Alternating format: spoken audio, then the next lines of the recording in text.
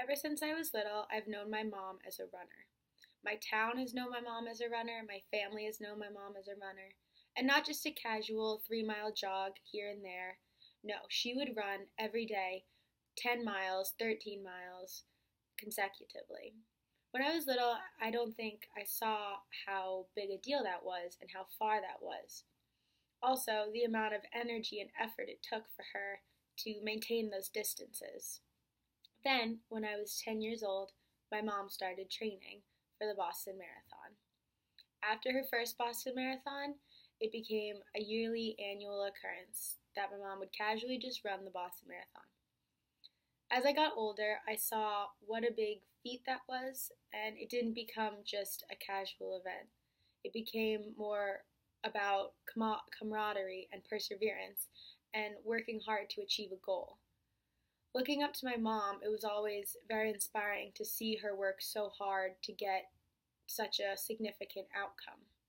My family and I would go every year to cheer on the runners and her. We'd make signs and paintings and clap for her as she ran by. The Boston Marathon then became a sort of a place for me to go every year and see that camaraderie and the perseverance in those runners.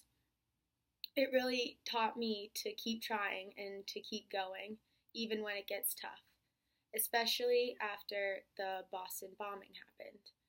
Being there, it might seem like it was a tragedy or that it was an event that put a dampened face on Boston, but instead I saw it as more of an inspiring moment because even after the bombing, everyone came together and they persevered and they would pick themselves up and keep going.